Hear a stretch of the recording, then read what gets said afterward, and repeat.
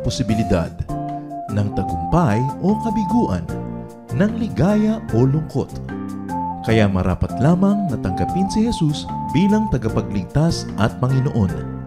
At matapos yun ay panariwain ang katapatan at paglapit sa Kanya bawat araw o day by day. Ang day by day ay naglalayong umalalay sa pang-araw-araw na pamumuhay. Narito po si Kuya Ed Lapis sa mensaheng pinamagatang Do Not Say.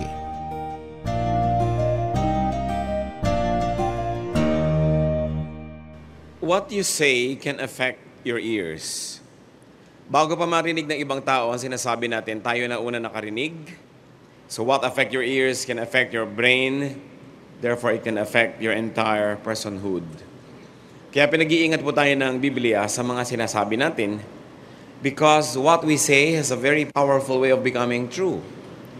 What we say has a powerful way of becoming believed by us. Kaya kung yung mga sinasabi natin, kahit hindi natin paniniwalaan sa simula, nagsisimula nating mapaniwalaan. At kung yan ay ating laging sinasabi, nagkakatotoo. Hindi man sa realidad, sa labas ng ating katawan, nagkakatotoo sa loob ng ating isip. Kaya maraming sinasabi sa Bible, do not say. Huwag sabihin. At ilan sa mga yan ay ating pagbubulay-bulayan sa mga sandaling ito. Ama namin, salamat sapagkat kayo ay nagtuturo sa amin na mag-ingat. Ayaw niyo kami, Panginoon, na mapahamak. Ayaw niyo na maapektuhan ang aming isip na maraming lason. Tinuturoan niyo kami kung anong mga marapat na sabihin at hindi. At sa sandaling ito, kami, Panginoon, ay nagpapaturo sa inyo. Kayo po ang maging tagapangaral. Patawarin niyo po kami sa mga kasalanan namin. Malalakim at maliit, alam man namin o hindi, sinasadya man o nakakataon na nangyayari. Lahat po ng pagkukulang namin, nilalapit namin sa inyong patawarin niyo, punan niyo, O Diyos. At nawa kayo po ang siyang maging kaaliwan ng aming puso, lakas ng aming katawan, karunungan ng aming isip. Mangusap kayong may kapangyarihan at maging blessing ang paglapit namin sa inyo. We ask for blessings, O God. Bless us with your words. Bless us with your wisdom. Protect us from all lies and falsehood. We ask you, Father, to be our teacher. In the name of your Son, our Lord Jesus, we pray. Marami pong mga nakalagay sa Biblia na huwag daw dapat sasabihin. Isa dyan, do not say, I deserve this. I deserve this good thing. Halimbawa, may malaki kayong bahay, don't say, I deserve this. Meron kayong magandang trabaho, meron kayong kayamanan, don't say, I deserve this. Ang mga tao polite sa inyo, binibigyan kayong regalo, binibigyan kayo ng pag-ibig, don't say, I deserve this. Deuteronomy 9:4. After the Lord your God has driven them out before you, do not say to yourself, the Lord has brought me here to take possession of this land because of my righteousness. No, it is on account of the wickedness of these nations that the Lord is going to drive them out before you. Ano po yung konteksto nito? Ang mga Israelita ay bibigyan ng Panginoon ng lupang ipinangako sa kanila at ipatatalo ng Panginoon yung mga nakatira doon dito sa mga Israelites na dadayo pa lamang. At sabi, kung sakasakaling dumating ang panahon na naging inyo na ang lupain, huwag niyong masasabi-sabing, deserve niyo yon. Matuwid kasi tayo, maka-Diyos kasi tayo, kaya nabigay ito sa atin. Sabi, hindi. Pinapalayas ko yung mga nakatira dyan, hindi dahil mabait kayo, kundi dahil lang mas masama sila. So nakikita po natin na hindi lang dahil binibigyan ng lupa yung mga Israelites is because they were deserving, but because the people who were on that piece of property displeased God all the more than the Israelites. Sabi, huwag niyong sasabihin yan. Sometimes it is not you, but it is them. Pag nananalo tayo, hindi naman dahil kung minsan mabilis tayo, dahil yung kalaban natin sa takbuhan na dapa. Nag-top ka sa exam, hindi dahil ikaw pinakamatalino, dahil yung mga ibang kakompetensya mo, nag-mental blackout pala. O kaya absent sila. Kaya nung minsan si Gloria Diaz tinatanong, paano ba nananalo sa Miss Universe? Sabi niya, wala. Magaganda naman kayo lahat. Kaya kung sino lang swertehin dyan, yan ang nananalo. Kahit anong gawin mo dyan, wala kang pwedeng gawin para manalo. Sabi kasi total, ang dami mong kalaban. Magaganda rin kayo lahat. So kung sinong napagkaisahan na manalo, yun ang nanalo. Hindi ibig sabihin yun na yung pinakamaganda. So don't say, I deserve this. Why not? Because saying and believing you deserve the good thing can make you proud. I deserve this. It can make you insensitive to other more deserving people, or to those who are equally deserving, or to those who are almost deserving, but then you become insensitive to them and say, I am the one who deserves this. To say and believe that you deserve a good thing can make you unkind to those who do not deserve it. Kaya tuloy pagka naging meron na tayong ganong klaseng feeling na ako ang meron nitong karapatan, nagkakaroon na tayo ng lisensya na hindi maging mabait, na hindi maging mabuti. Kasi sinasabi natin, they don't deserve it. I deserve it. So ako ang dapat guminhawa. Ako ang dapat ganito. Ako ang dapat ganyan. Ganyan kuminsan sa pamilya. Kung ikaw yung kumikita ng mas malaki, you deserve it. Ikaw na ang you deserve na pumili ng papanooran ng TV channel. You deserve na pumili ng kakainin ninyo. And you have a tendency to be unkind the moment you think that you deserve a good thing. And saying and believing such things can make us selfish. Magiging makasarili tayo kung iniisip natin, tama, dapat lang akin yun. And very often, it can make us abusive. Maabuso tayo dahil naisip natin, sa akin naman talaga dapat yun eh. Ako dapat ang nagde-deserve niyan. It's a challenge, brothers and sisters. Naisipin natin, ano-anong mga larangan ng buhay natin, yung nagsasabi tayong, I deserve it. I deserve your attention. I deserve your kindness. I deserve your gifts. I deserve this. I deserve that. No. No one is good. No one is good enough to deserve anything good from God, from men, from life. If good things come our way, God is just being gracious. Or probably the other people around us just deserve it less. But never be proud. Another thing that the Bible cautions us against saying is, don't say later to a needy person. Nangangailangan na yung tao ngayon, huwag mo nang sasabihan ng saka na lang. Bukas na. Next week. May sakit na siya ngayon, sabi mo, dadalawin kita next month. Galing na siya next month. Di na kailangan ng dalaw mo. O kaya baka patay na. Isasabi mong, tutulungan kita next week. Sabi nga ng mga Tagalog, aanin pa ang damo kung patay na ang kabayo. Isang kasabihan na nung araw, maraming kabayong alaga ang mga tao, pinapakain nila yan ng damo. Pero what's the point in trying to give damo na patay na? Dahil namatay na sa gutom, ang tagal na naghintay. Huwag mong sinasabing later kung meron ka ng magagawang mabuti. Proverbs 3:28, do not say to your neighbor, come back later, I'll give it tomorrow when you now have it with you. Huwag nang tinatagalan pa. Lalong-lalo kung pasweldo sa mga maliliit na tao. Leviticus 19:13, do not hold back the wages of a hard man overnight. Kung arawan lang yan, bayaran mo na pagka lumulubog na yung araw. Huwag mo nang hawakan pa hanggang bukas dahil isang kahig, isang tuka siya, ikakabuhay niya yan, kailangan niya ngayon, ibigay mo na. Kaya ang mga mangungutang, ang mga tumatanggap, dapat padaliin natin sa mga nagbibigay sa atin na maging mabuti. Kuminsan tayo rin ang nagtuturo sa kanila na maging maramot, na maging mapagpahirap. Kasi merong pagka-umutang, pautang naman ng 20,000. Sabi mo, teka lang ha. Pumasok ka sa kwarto, dala-dala mo yung 20,000. Ano na, 30 nga pa lang kailangan ko. Dadamihan na. O kaya bukas nandun na naman, pautang naman ng 20,000. May mga tao kasi, pag binibigyan mo sila ng mabuti at hindi mo tinutuos, hindi mo ipinapahalata na hirap ka rin sa pagbibigay, hindi ka na dumadaing. Akala nila ang dali, ang ginagawa nila, binabaliwala yung binibigay mo. Madali naman sa kanya yan eh. Sabi, huy, bayaran mo na yung utang mo sa kapatid mo. Malaki naman ang kita niya eh. Diba? Ang dali-dali naman sa kanyang kitain, yung konting perang mahalaga sa akin. Kaya pag sinabi mo na, o kailangan mo, o sige, teka, kukunin ko lang. Ba't di ko ba nalakihan ang sinabi ko? Magsisisi pa. Tapos babaliwalain niya yun. Ang dali-dali naman sa'yo yan eh. Baliwala naman sa'yo yung binibigay mo sa akin. Mayaman ka naman, malaki naman ang kita mo. Yan po ang problema sa mga tao na binibigyan mo na hindi mo ipinapakita na nasasaktan ka habang nagbibigay ka. Akala nila gano'n lang kadali. Binabaliwala tuloy. Mamaya obligasyon mo na.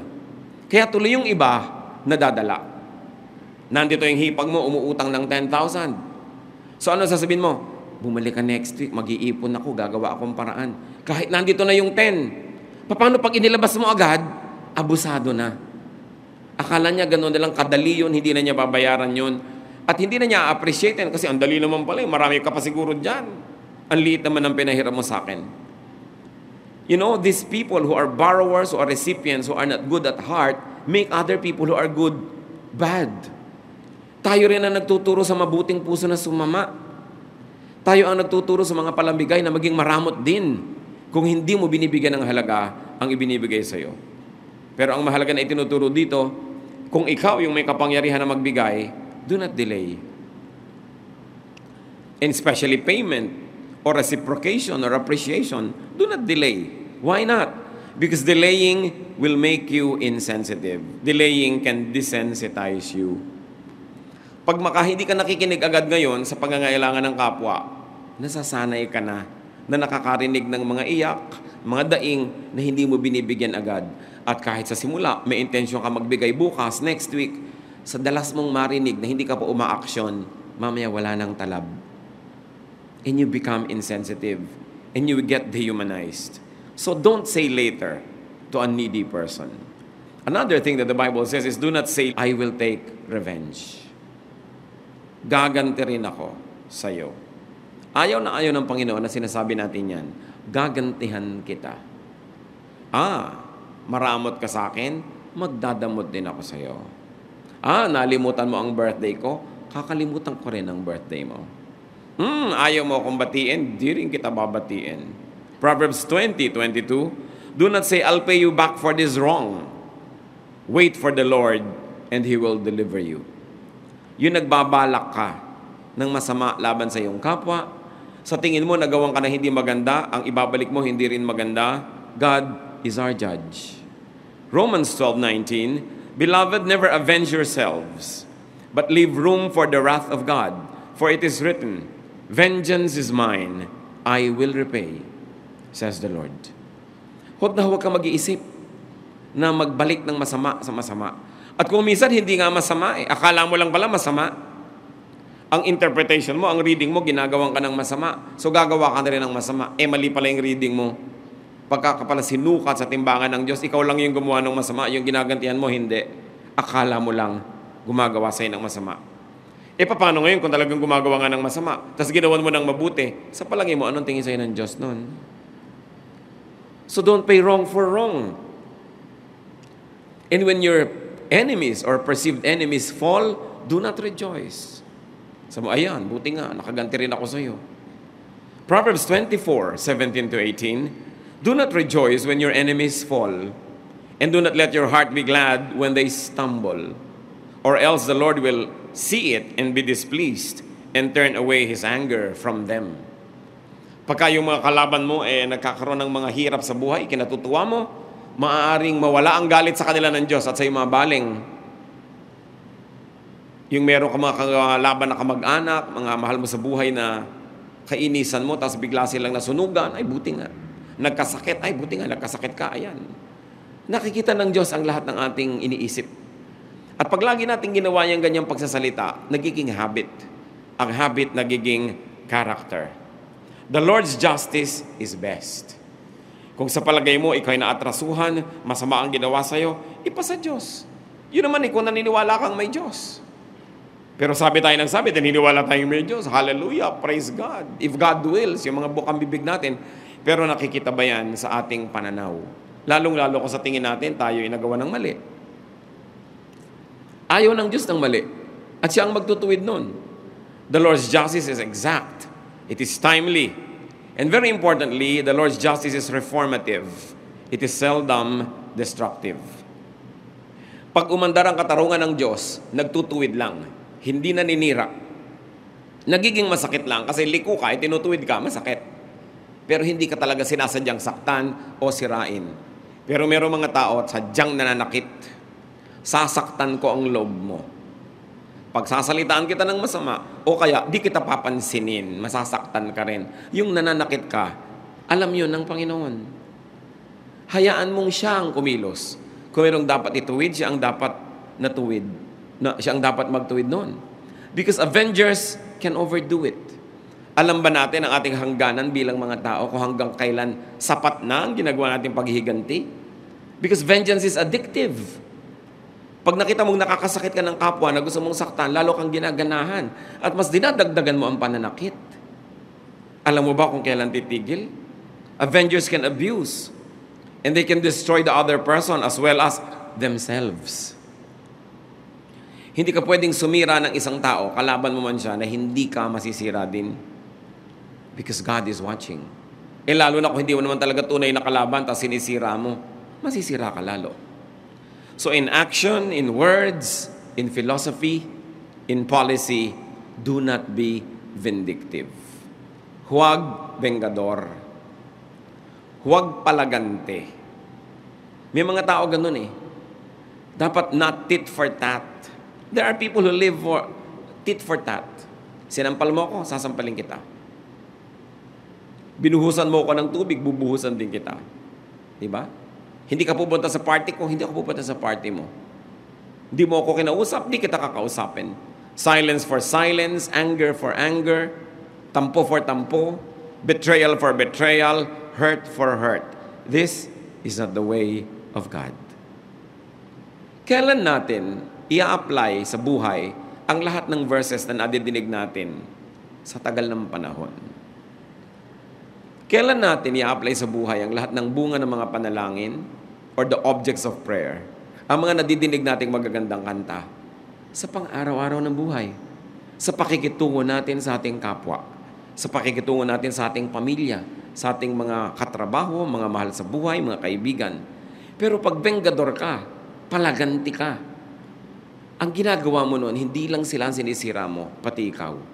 Sapagkat sabi sa Biblia, pag hindi ka nagpapatawad, hindi ka rin papatawarin ng Diyos. You burn the bridge over which you too must pass. Kaya ang bilin ng Romans 12:10, love one another with mutual affection. Outdo one another in showing honor. Magpaligsahan kayo ng pagbibigay ng parangal sa isa't isa. Hindi magpapataasan kayo, magpapaligsahan kayo ng payabangan, patigasan ng puso, patapangan, palakihan ng sugat na lilikhain sa puso ng kapwa. Hindi yun ang paligsahan na itinuturo sa atin ng Bible, kundi magpaligsahan sa paggawa ng mabuti. Do not say the good old days. Ecclesiastes 7:10, do not say, why were the old days better than these? For it is not wise to ask such questions. Hindi lang pala sa panahon natin tayo nagre-reminisce sa mga good old days, the good old days. Mabuti pa nung araw, mura ang gasolina. Mabuti pa nung araw, mura ang ganito, mura ang ganon. Panahon pa ni Solomon, 1,000 taon na, meron na rin ganong tendency ang mga tao na pag-isipan, mabuti pa nung araw, mabuti pa nung araw. Sabi, huwag nga kayong ganyan, sabi ni Solomon, hindi mabuti, hindi katinuan na itanong ang ganyang mga tanong. Why? Because you would be blind to today's blessings. And if you became blind to today's blessings, you would be unhappy. Katulad ng sabi ni Percy Bysshe Shelley, we look before and after and pine for what is not. Wala kang tinignan kundi yung nangyari na o yung mangyayari pa lang at ang hinahanap mo yung wala. Hindi mo natitingnan yung ngayon. Days are generally better. Life improves. Nung araw, kahit may pera ka, appendicitis lang, mamamatay ka. Pagka ngayon ine-x-ray yung mga mummies na mga pharaohs, namatay sila kumisan dahil lang sa namamagang ngipin, na-infect ang mga bagang. Nakikita nila, ito ikinamatay ng pharaoh na to. Minsan walang kakwenta-kwentang pagkakapilay sapagkat wala silang surgery, kinakamatay. Nung araw, ang mga Roman emperors, para lumamig yung mga kwarto nila, nagpapahakot sila ng mga tipak-tipak ganggang bahay ng mga yelo sa Alps. Ibinababa ng bundok, dinadala sa city of Rome. Ang liit na pagdating, ganggang suntok na lang. Ngayon, kahit na ordinaryo ka lang nakawani, nakakapag-aircon ka. Kahit nga walang-wala ka, pumasok ka lang sa mall, lumalamig na yung katawan mo. Daig mo mga Roman emperors. Nung araw, kahit ng mga emperor magbabiyahe, pupunta lang sa kabilang bansa, 3 buwan. Ngayon, kahit na mamamasukan ka nakatulong, ilang oras lang, nandun ka na, nakapag-aeroplano ka na. Ang daming ginhawa ng tao ngayon. Democracy is so much more better than absolute monarchy. Even socialism has better effects for the people than what it was before, na absolute monarchy. Medicine is improved so much. Transportation and mobility, education. Dati mga prinsipe at prinsesa lang ang nag-aaral. Ngayon, napakarami nakakapag-aral. Technology is improved so much. Kahit nasa kaloob-looban ka ng kwarto mo, nakakapag-text ka. Nung araw, kahit mga chief ng mga Indians, magpapausok-usok pa para magpadala ng mensahe sa langit. Kung umihip ang hangin, nabura patuloy. Pero ikaw, kahit ngayon magbabalot, nagte-text-text ka dyan. Yung hindi yan naranasan ng kahit na sinong mga emperor at mga hari sa Europa noong araw. There's a lot of comfort today. So, yung sinasabing the good old days. The days are better. Sasabi, mahirap ang pera ngayon. Mga tao nga, ang dami-daming na ibabayad sa load. Sa dami ng binabayaran ngayon na hindi binabayaran nung araw, mineral water, binabayaran ba yun nung araw inumin?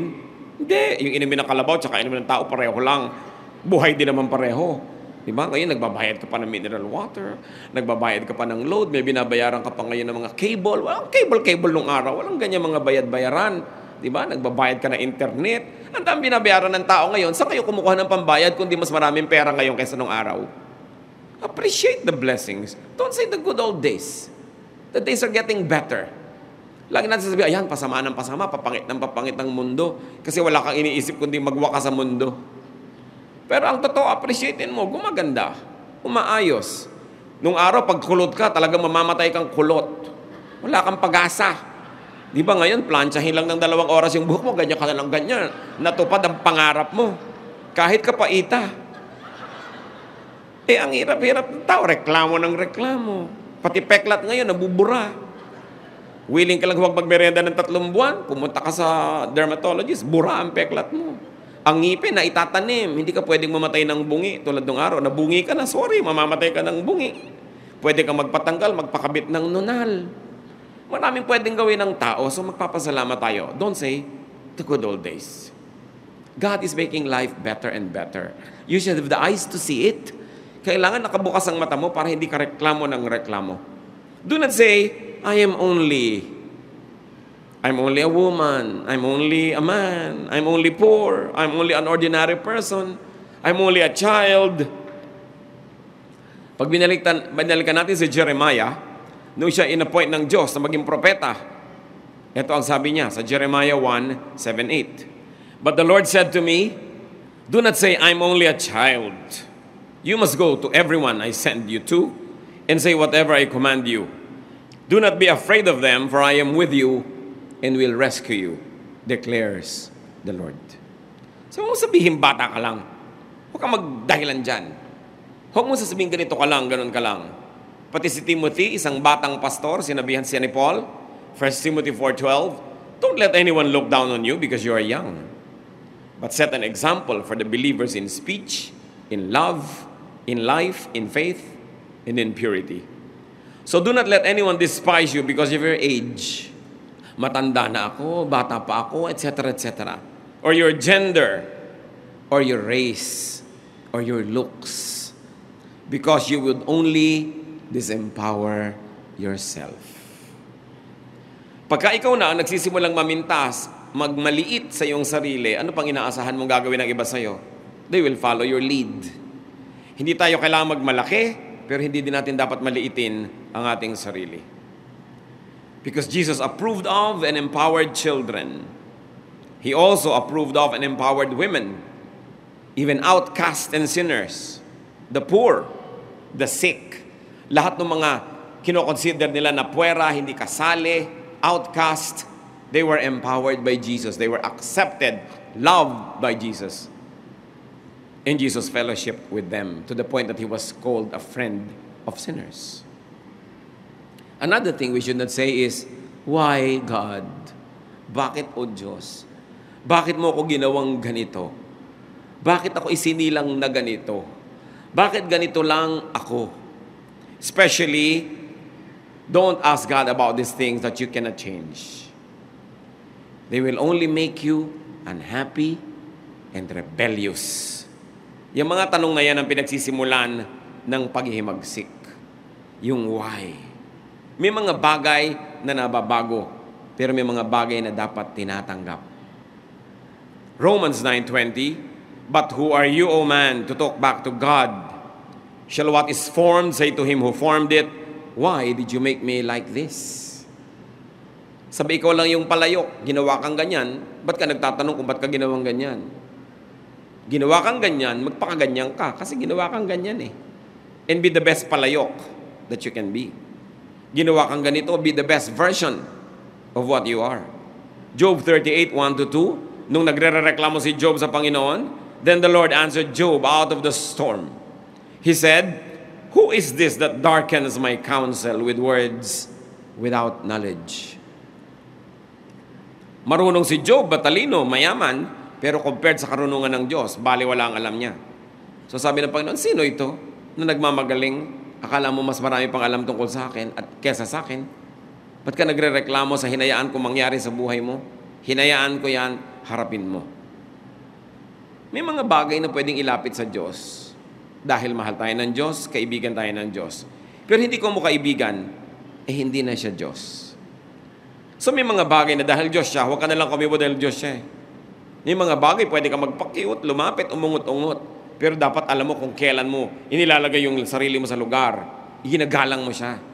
Kahit ang tatay nyo nakikipagkaibigan sa inyo, nagbibiroan kayo, pero may hangganan ng mga biroan na yan. Hindi mo siya pwedeng itratong talagang parang kababata mo dahil hindi. Kahit anong pagpapanggap mo, hindi mo siya kababata. Kung ang mga boss ninyo sa opisina, ang inyong mga superior, nakikipagkaibigan, mabuti ang turing sa inyo, yes, makipagkaibigan, pero huwag kayong lilimot na may hangganan yon. May mga bagay na hindi mo tinatawid, may mga hangganan na hindi ka lumalampas. Ganon din ang mga bituin. Hindi ka pwedeng umalis doon sa ruta mo kasi magbabanggaan yung mga ibang bituin, masisira lahat ang plano ng Diyos. Yung halaman, pag orchid ka, kumapit ka sa puno. Di ba? Pagka fern ka, doon ka sa madilim. Pag lumot ka, kumapit ka sa basang bato. Meron ka dapat lagyan. Ang lahat ng taong kumikilala sa Diyos, lumalagay sa lugar. Hindi ka tumatawid sa hindi mo dapat tawirin. Hindi ka dapat lumalampas sa hindi mo dapat lampasan. At isa na doon, ang pakikipag-communicate natin sa Diyos. Not because God is friendly, you'd be too overly fresh. Kailangan ginagalang mo at may mga bagay na hindi mo tinatanong, tinatanggap mo. Lalo't alam mo na permanente yun, nandun talaga. May mga bagay na pwede kang ibahin. Hindi masamang ibahin. Pero paano natin malaman yung mga yon? Kailangan natin ng spiritual wisdom. Pero huwag na huwag nagiging rebellious against God's will. Iba yung nagtatanong, iba yung tanong na merong kasing galit. May sama ng loob, may puot. Yan ay hindi itinatanong. Isasabihin nyo, paano ko talaga naiisip ko? Sabi, huwag mo sabihin. Kasi may mga bagay na pag naiisip mo lang ng maliit, pag hindi mo sinabi, nalilimot mo. Pero pag sabi ka ng sabi, ulit ka ng ulit, lalo mong naiisip. At habang lalo mong naiisip, lalo mong nasasabi. At habang lalo mong nasasabi, lalo mong naiisip, kinain ka na ng buong ideya na yon later on. So may mga bagay that you don't verbalize. Because a thought dies when you don't pay it attention. But the moment you verbalize it, you give it honor, you give it dignity, you give it space in the scheme of things. And the moment you give it space in the scheme of things, it begins to assert itself. And once it begins to assert itself, it can dominate you. Kaya yung mga tukso na iniisip, laging iniisip, tapos binabanggit, mamaya yung tukso na ang nananaig. Yung mga maliliit na unhappiness, pag lagi mong sinasabi, lumalaki. Kinakain ka, nasisira ang iyong pagkatao. May mga bagay hindi dapat sinasabi. Masama ang loob mo sa isang tao, pag sinabi mo doon sa kapwa mo tao, sumama na rin ang loob niya doon, nagkagulo-gulo na, lumaki. Sa halip ngayon tuloy, na magkaroon ng kapayapaan, ang pinagsabihan mo pa, galit din, nagkasulsulang kayo ng galit nyo, lalo lang kayo nagalit, gumulo ang mundo.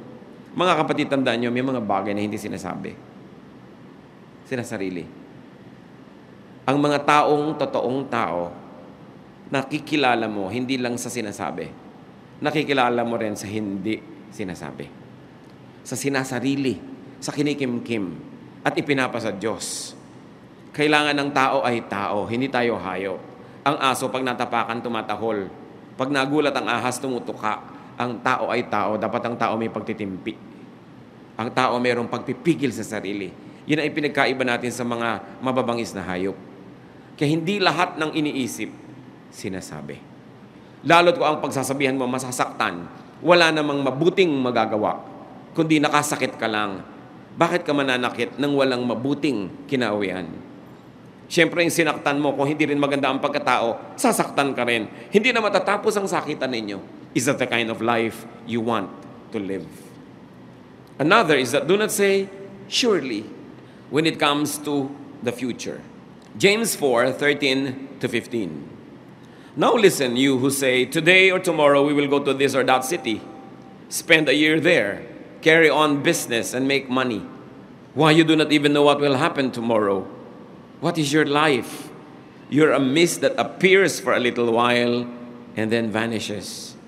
Instead, you ought to say, if it is the Lord's will, we will live and do this or that.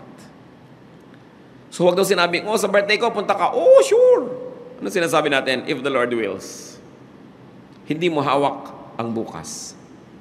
Hindi ka nagpaplano na parang mabubuhay ka forever. Hindi mo alam.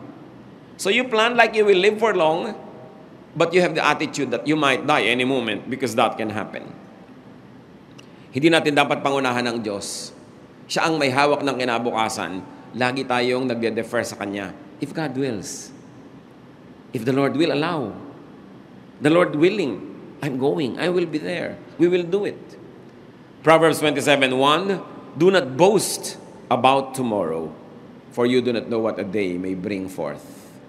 At marami pong uri ng pagyayabang tungkol sa kinabukasan. Isa dyan yung, gagawin kita ng mabuti balang araw, pagkaya ko na, nakakatiyak ka ba na mabubuhay ka mahaba? So gumawa ka na ng mabuti ngayon. Yung nagde-delay ka, sige, saka na kita babayaran, saka kita gagawa ng mabuti. Kayabangan yun. Kasi hindi mo alam kung darating yung bukas na yun. So ang sabi sa Bible, kailangan laging ting matatapos ang maghapon, bayad ka ng mga dapat mong bayaran. Sinabihan mo ng I love you yung dapat mong sabihan. Humingi ka ng tawad sa dapat mo hinga ng tawad. Nakipagkasundo ka sa dapat mong kasundo. Kasi hindi mo alam kung buhay ka pa bukas eh. Pero para sa lilipas din to, hayaan mo ilang araw. Kayabangan. Kasi hindi mo alam kung nandun ka pa.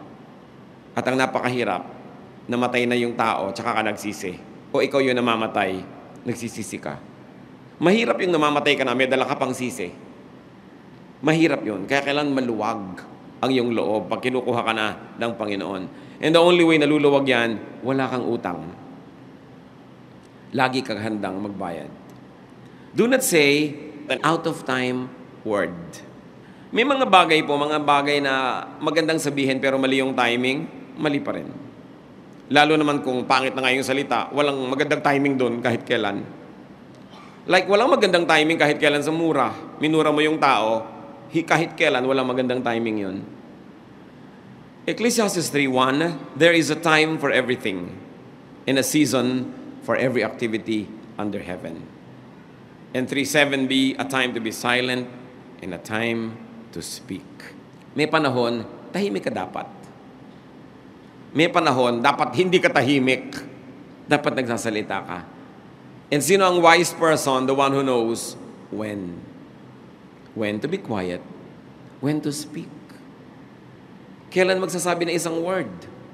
Sometimes careless words do not help. They worsen a situation. Kaya pinipigilan ng bibig na lagi nagpipiglas na mayroong gustong sabihin. Kailan nyo nakikilala ang kagandahan ng isang tao? Hindi physical, ha? Yung kalooban.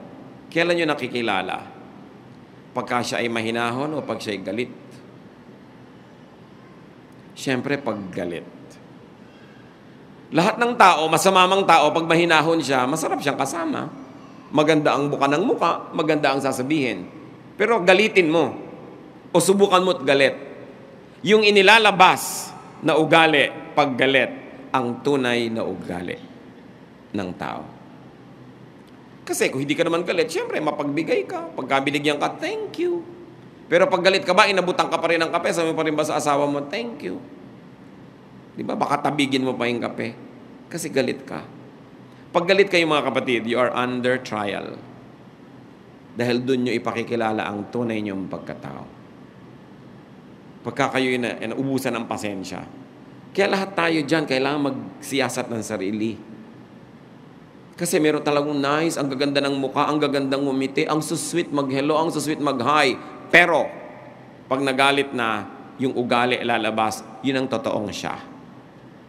Not that person when he is cheerful. Not the person when she is well, when she is having her way. But when things go wrong, that's when the real personality comes out. Kaya marami pong mag-asawa. Dalawa lang ang nangyayari habang tumatagal ang panahon. Lalo mong namamahal. Kasi nakikita mo ang kanyang asal sa oras ng kagipitan. Sa oras ng hirap. Sa oras na nakakagalit. Sa oras ng gutom. Sa oras ng pagod. Lumalabas yung tunay na tao. At kung maganda yung lumalabas, lalo mo namamahal. Pero tuwing nagkakaroon ng hirap, gutom, pagod, ang pangit ng lumalabas na ugali, unti-unting natutungkab yung pag-ibig mo sa kanya. Kung patong-patong na brick siya na matibay, unti-unting nababawasan, nayayanig, hanggang mamaya gigising ka na lang isang araw, hindi mo na pala mahal. Kaya may mga mag-asawa naghihiwalay. Sa naipon na nakitang kapangitan ng ugali. Wala nang maapuhap, wala nang makapang mabutit maganda na panghahawakan para manatili pa.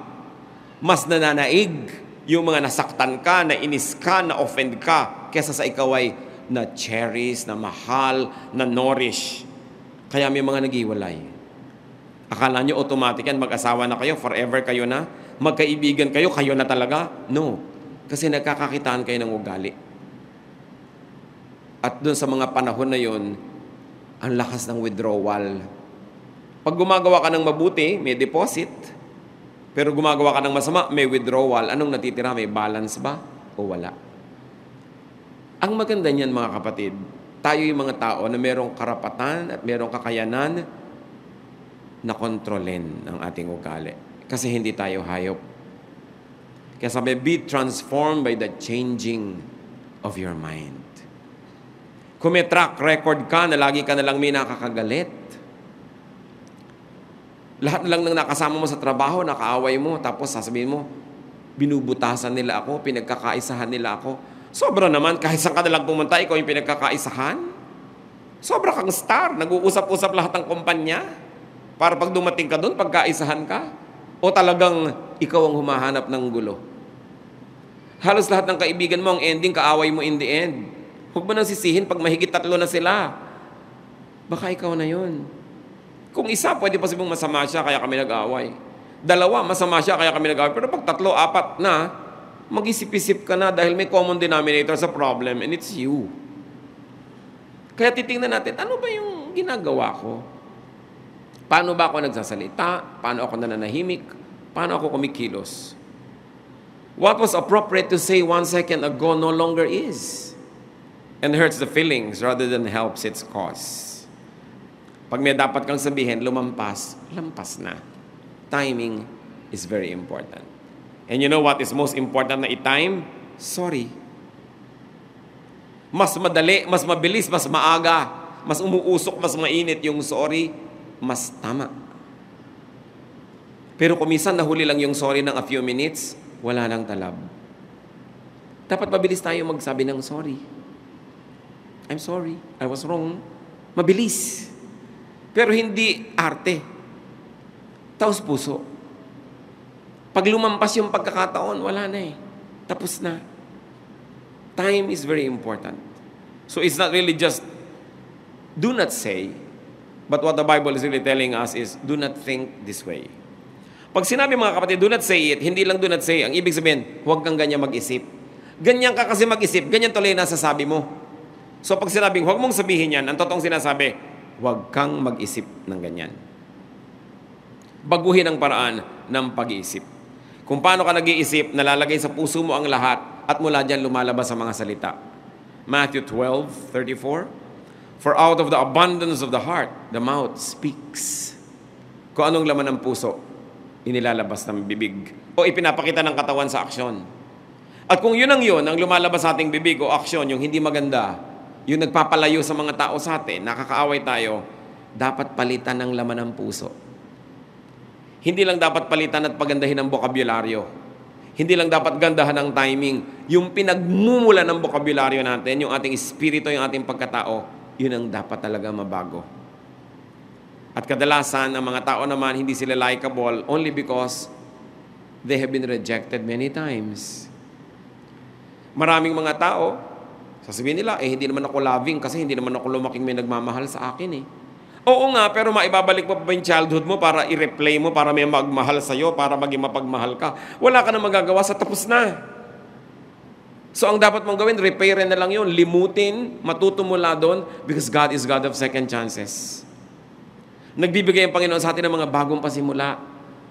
Gaano karami sa atin ang makakapagsabing lumaki tayo masaya? Sa dinami-rami ng mga masusungit na mga tito at tita, mga madrasta at madrasto, sa dami ng mga masusungit na lola at lolo, sa dami ng mga kaliweteng tatay at nanay, sa dami ng mga malulupit na kapatid, mga kamag-anak na mararamot, mayayabang na kapitbahay, gaano karami sa atin na makakapagsabing, I had a happy childhood? Konti. Pero kung papayagan natin ng mga kapatid na buong buhay natin, maapektuhan tayo ng mga deprivations ng childhood natin, therefore, you will remain deprived. Therefore, every turn and twist and chapter of your life, you're going to reprise. You're going to repeat the bitterness of your childhood. So what is important is to be free from that, to have a new beginning. Whoever is in Christ is a new creation. The old is gone. The new has come. New life comes. A new heart. And God said, I'm going to take away from them their heart of stone, and I'm going to give them a heart of flesh. Mga kapatid, kung meron sa atin na damage ng isang sad experience, marami yan. Nung bata ka, nung teenager ka, nung early adulthood mo, or very recently, don't let that damage keep damaging you by allowing it to make you bitter or unkind. Huwag mong hayaan na maging bato ang puso mo dahil lang nasaktan ka minsan. Kasi marami pang pagkakataon para sumaya. Pero kung magpapatali ka sa mga nakaraan, ikaw na ang may kasalanan kung ba't nagpapaulit-ulit yan. By the power of Jesus, we can have a brand new life, a brand new attitude, a brand new way of looking at things. We cannot forever hide behind the excuse that we were deprived. I was raped. I was abused. I was this, I was that. Hindi ko minamaliit yung masasakit na mga karanasan na yan. Nandun na ako. Pero masakit nga eh. Kaya dapat isara. Dapat limutin. Dapat palitan na maganda. Para yung nawala sa'yo noon, dumating naman sa'yo ngayon. Pero pag hinayaan mo yan na magpaulit-ulit ng epekto sa'yo, and it makes you cynical or unkind or stone-hearted, you will now be the cause of your sorrows. Meron lang nagpasimula nun, pero ikaw na ang nagpapatuloy. Ang isang pinakamalaking kalayaan ng tao, makalaya siya sa nakaraan. Pag more than 10 ka na, 20, 30, 40, 50, imposible na spotless ang nakaraan mo. Marami na yung sugat. Marami na yung latay. Marami na sakit, hirap at dusa. Sa dami nga na yon, dapat ka makinabang ngayon. It must make you better, not bitter. Nadaya ka once, twice, ayaw mo na magtiwala uli. So buong buhay mo, wala ka ng pagtitiwalaan. Kung balak mo pang sumaya, dapat ka matuto magtiwala muli. Hindi mo dapat sisingilin yung iba sa kasalanan ng iba sa'yo. Sinaktan ka ni Juan, babayaran ni Pedro. Ganun ang nangyayari kuminsan eh. Yung mga babae, dati nilang boyfriend, minahal nila, hindi sila minahal. Nagkaroon ng second boyfriend, hindi na nila minamahal. So ito ngayon si second na nagbayad sa kasalanan ni first. Tapos gantihan ng gantihan, lahat ng tao ngayon nasasaktan. Careful. Because we must change what is in our hearts. Yung laman ng puso mo, yun ang lalabas sa iyong bibig. Yun ang iaarte ng iyong katawan. Yun ang i-express ng iyong mukha. So watch the heart. So careful with words. Because words have a powerful way of becoming true. And words have a powerful way of suggesting to us our line of action. Napapabuti tayo, napapasama sa mga sinasabi natin. Matthew 15:11, what goes into a man's mouth does not make him unclean, but what comes out of his mouth, that is what makes him unclean. Aming Diyos, kami po ay nagpapasuri kung anong ginagawa namin sa aming mga salita. May mga pinagsasasabi ba kaming hindi dapat? At kung ito man ay nangyayari, saan nagmumula ito? Anong mga problema ng puso namin ang pinagmumula ng ganito mga asal? Siyasatin mo kami, Panginoon. Mapagkunwari ba ang aming mga salita? Ano mga itinatago namin? Bakit? Masakit ba? Mapagmataas? O kaya nagmamaliit sa sarili? Ano ang pinagmumula ng mga diwa kung ba't kami nagsasabi ng mga sinasabi namin? Bakit may mga masusungit, may mga matataray? Bakit may sobra namang mapanglait sa sarili? Bakit may mayayabang? Ba't may iilap? Lahat kami, Panginoon, alam mo, biktima ng marami mga hirap sa buhay. At ang aming dalangin, kumilos kayo para makalaya kami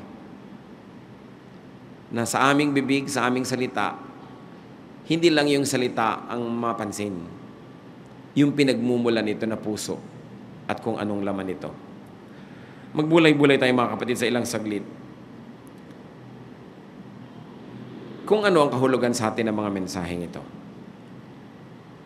At habang lahat ay nakatungo, nais ko pong manalangin mga kapatid. Kung sino man sa atin ngayon, ang alam nyo may mga nakaraan, may nangyari sa nakaraan na masakit, mahirap. At patuloy itong umaapekto sa inyo. Umaapekto sa inyong pakikitungo sa inyong kapwa, sa inyong pagpapahalaga sa sarili, sa pagtingin sa hinaharap. If you have been hurt, you were damaged, if you had been neglected, inapi, kinalimutan, at hanggang ngayon, alam nyo, may epekto ito sa inyong ugali, sa inyong ginagawa, sa inyong kaligayahan. Nais ko kayo panalangin. While heads are bowed and eyes closed, I want you to stand. I'm going to pray. The Spirit of God will release you as you'll let the power of Jesus cleanse your past. Praise God for you who stand and say, Lord, may mga karanasan ako nung araw na hanggang ngayon, multo pa sa buhay ko. Hanggang ngayon, nagpapahirap sa akin. Hanggang ngayon, umaapekto pa sa ugali ko. Hanggang ngayon, nagiging dahilan ng aking mga takot, mga hirap. It's not an accident that you're here today. It's a date with God who wants to set you free. Just stand and pray silently. Kayong mga tumayo na, purihin ang Diyos sa inyong paglapit sa Kanya. Lahat ng lumalapit sa Panginoon, hindi niya kahit kailan tatalikuran o kakalimutan. Silently, ask God to heal your heart. And silently also forgive people. Kung sino man ang mga pinagkakasamaan nyo pa ng loob, may malalalim kayong mga hinanakit, galit, patawarin nyo na ngayon para kayo makalaya. May the power of God be in your hearts so that you may be powerful to forgive. Lord, empower your people to forgive. Thank you for the spirit of humility that people stand and admit that they need you. That there's a wound that has to be healed. Na mayroong dapat gamutin. Makipagniig kayo sa Diyos, mga kapatid, ng ilang saglit. Humingi ng tawad sa mga kasalanan na nagawa dahil dito sa mga hinanakit at galit na ito sa kapwa. Humingi ng tawad sa kakulangan ng pagtitiwala sa Diyos. Magpatawad.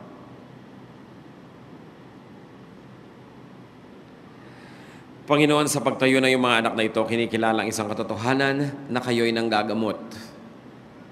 At tumatayo ang mga anak mo para magpagamot sa inyo. Higit sa amin, kayong nakakaalam ng lahat ng pinagdaanan naming lahat. Lahat ng mga hirap, mga sakit. Lahat ng naranasan namin, Lord, na pananakit ng kapwa, pang-aapi, pagtataksil, rejection, deserting us, O Lord, in times of needs. Iba't ibang kwento, pero isa lang ang storya na may mga taong gumawa ng hindi dapat gawin o kaya hindi gumawa ng dapat nilang gawin sa amin. At dahil diyan, nasaktan ng kalooban na yung mga anak, nagkaroon ng mga malalalim na sugat. Panginoon, sa pangalan ng Panginoong Jesus na yung anak, sa kapangyarihan ng dugo ni Jesus, sa kapangyarihan ng iyong Espiritu, we declare restoration unto your people. Restore your people, O God.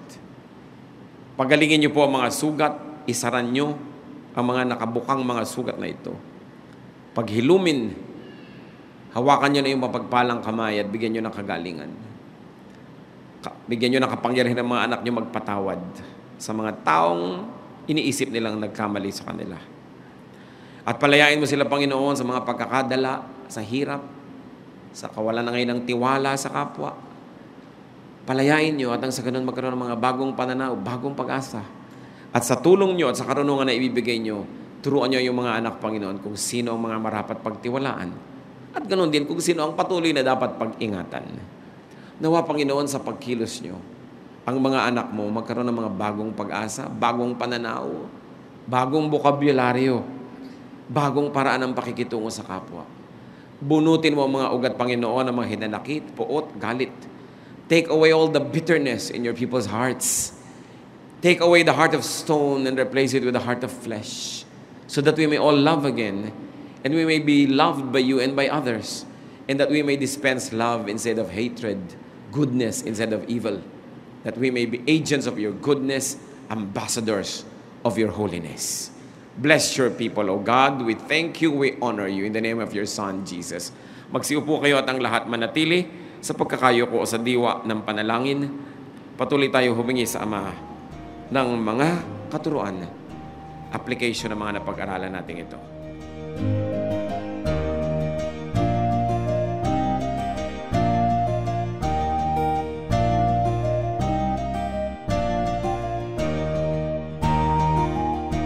Ang katatapos pong mensahe ni Kuya Ed Lapiz ay pinamagatang Do Not Say.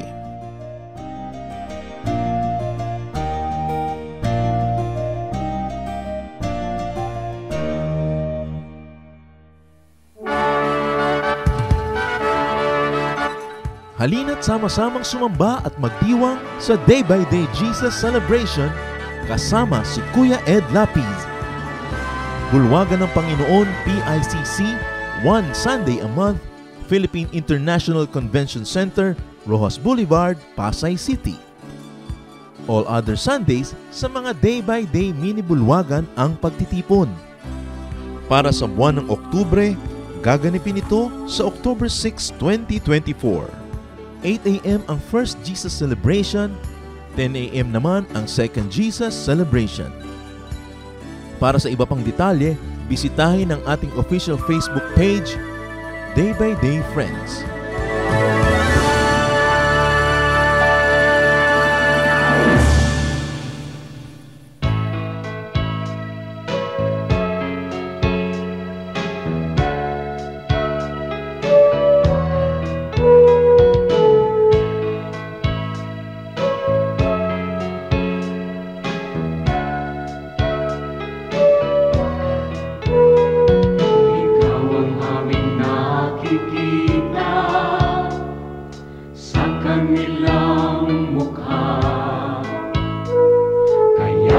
mabuting balita, binabahagi sa mga dukha. Ngunit paano nilang masisilayan ang habag at pag-ibig mo kung hindi mapatutunayan sa aming matotoo? Kaya kung paano mo kami kinalingan, kung paano mo kami minahal, sa aming buhay nawa ay magbunga ng pagtitiyaga at pagpapagal sa aming kilos, salita at damdamin. Maranasan nilang totoo ang kabutihang natutunan namin na nagmumula sa'yo.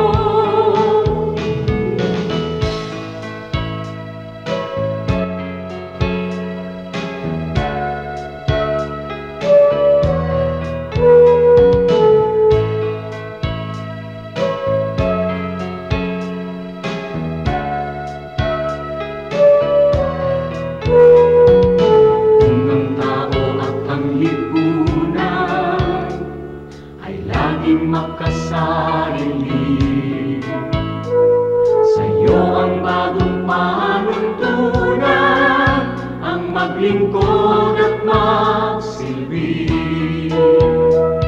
Ang aming pananampalataya patuloy mong palaguin, at sa iyong dakilang biyaya di ka namin bibiguin. Kaya kung paano mo kami kinalingan, kung paano mo kami minahal, sa aming buhay nawa ay magbunga ng pagtitiyaga at pagpapagad sa aming kilos, salita at damdamin. Maranasan nilang totoo ang kabutihang natutunan namin na nagmumula sa'yo. Ang kabutihang natutunan namin na nagmumula sa'yo.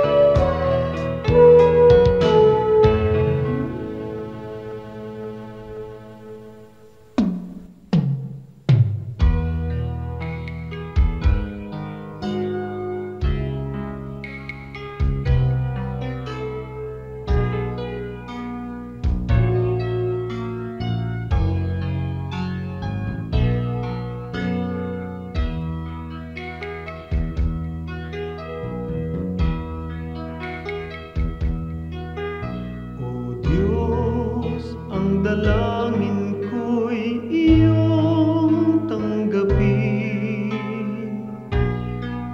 na maging karapat-dapat sa iyong paningin. Kung may pag-aalinlangan ang aking paniwalaan ay ikaw.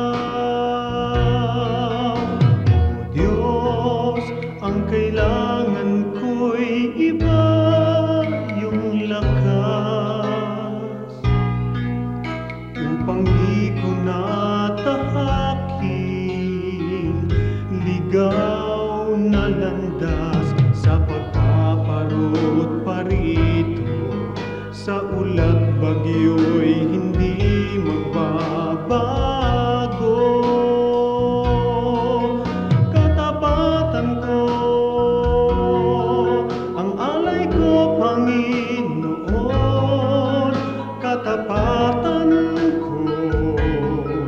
sa'yo'y panghabang panahon.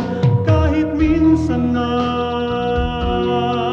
tiwala ko'y di kukupas, katapatan ko panatiliin mong wagas.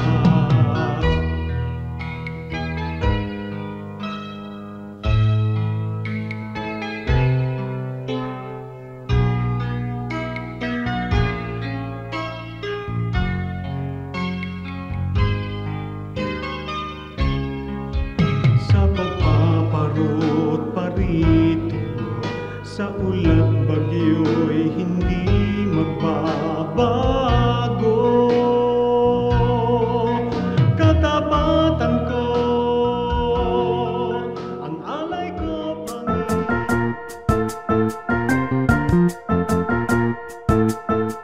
Oras na po para pansamantalang magpaalam ang programang Day by Day. Tayo po'y magsama-sama tuwing ika-6 hanggang ika-7 ng umaga, araw-araw. Magandang umaga po at mabuhay ang Panginoong Hesus!